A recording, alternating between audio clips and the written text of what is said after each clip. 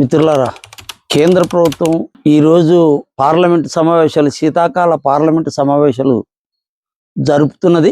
దాదాపు ఈ రోజుకి 6 రోజులుగా వస్తున్నది. ఈ మొత్తం 6 రోజుల్లోన వందే మాతరం గేయం మీద ఒక పెద్ద చర్చ దేశవ్యాప్తంగా పార్లమెంట్లో చర్చలు జరిపినారు. వందే మాతరం గేయము రచించి 150 సంవత్సరాలు పూర్తయిన సందర్భంగా పార్లమెంట్లోన చర్చ జరిగింది.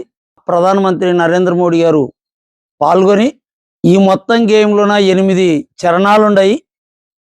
కేవలం 2 చరణాలు మాత్రమే పాడుతున్నారు.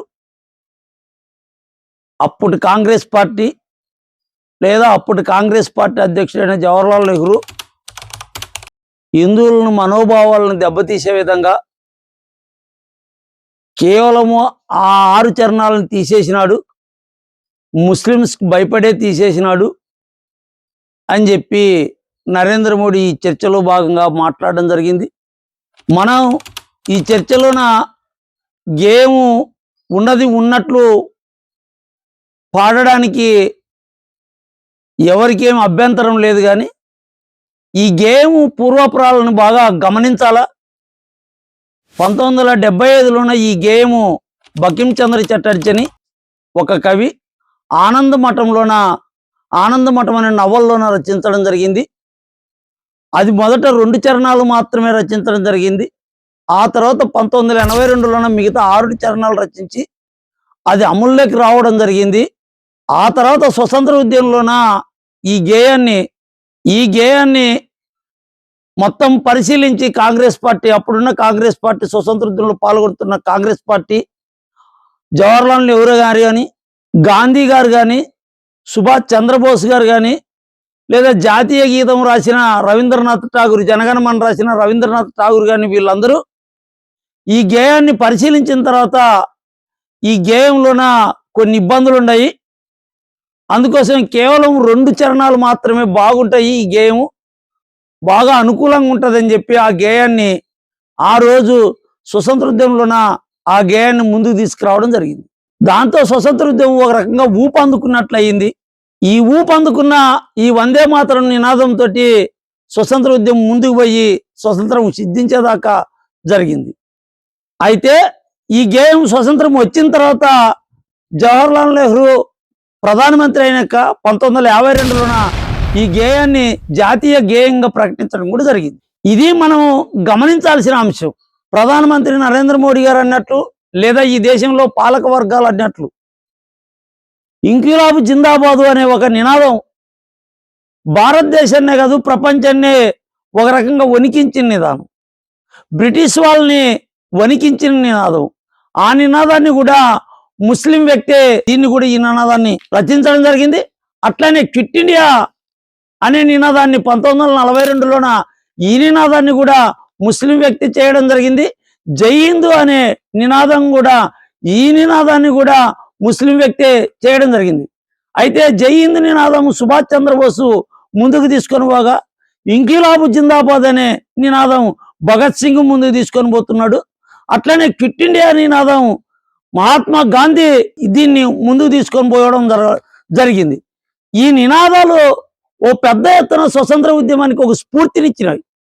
ఈ స్ఫూర్తి వల్లే ఈ నినాదాలు ఓ పెద్ద ఎత్తున స్వతంత్రం రావడానికి, చాలా త్వరగా రావడానికి ఉపయోగపడినాయని చెప్పి, ఉపయోగపడినవి ఎటువంటి అనుమానం లేకుండా చెప్పచ్చు.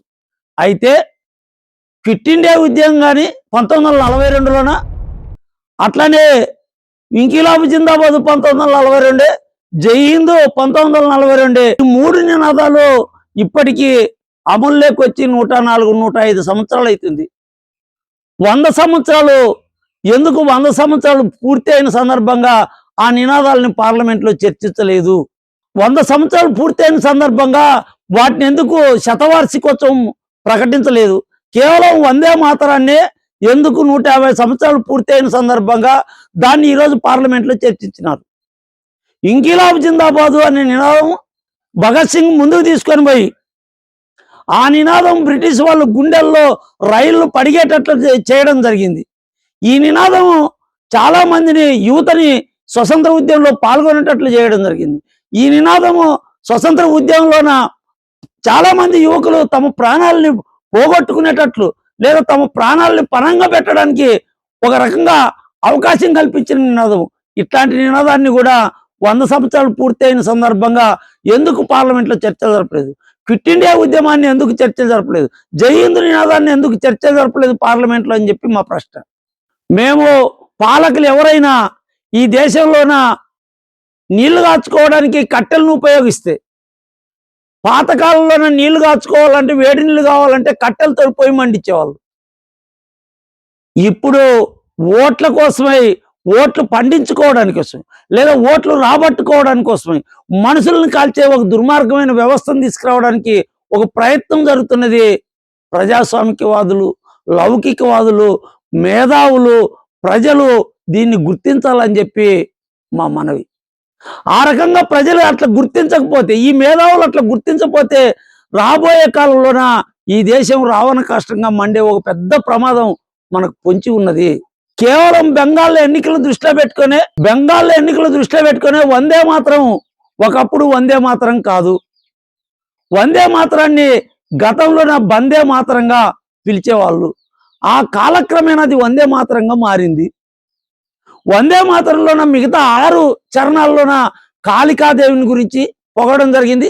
కాళికాదేవి స్వరూపాన్ని, కాళికాదేవి కత్తులు కటార్లు పట్టుకొని ఏ రకంగా అన్యాయాన్ని ఎదిరించాలని చెప్పి అందులోనే ఉన్నది. అట్లానే అక్కడ సాధువు, ఆ చరణాల్లోనే సాధువు ఏ రకమైన ఆలోచన చేయగలిగినాడని చెప్పి ఆ చరణాల్లో ఉన్నది.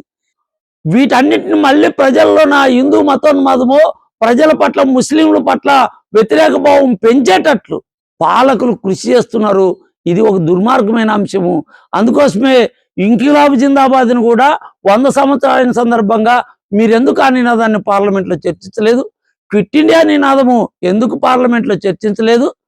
ఎందుకో చెయ్యండి లేదా చావండి, డూ ఆర్ డై అని చెప్పి నినాదము గాంధీ గారు ఇచ్చిన నినాదాన్ని ఎందుకు చర్చించలేదు?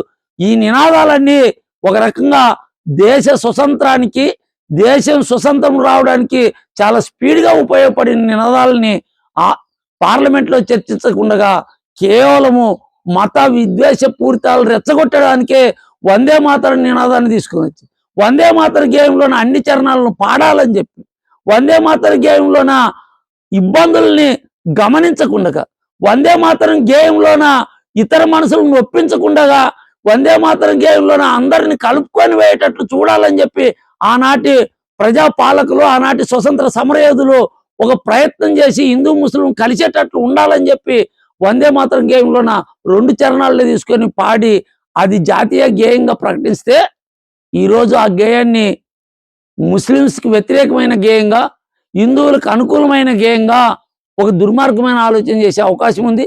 అందుకోసమే దీని అంతటిని పసిగట్టాలని చెప్పి, బాగా గమనించాలని చెప్పి, హెచ్చరికతో ఉండాలని చెప్పి ఈ దేశంలోన ఓట్ల రాజకీయం నడుస్తున్నది. ఈ దేశంలోన ఓట్లు రాబట్టుకోవడానికి మనుషులను చెప్పి ఒక ప్రయత్నం, ఒక కుట్ర జరుగుతున్నది.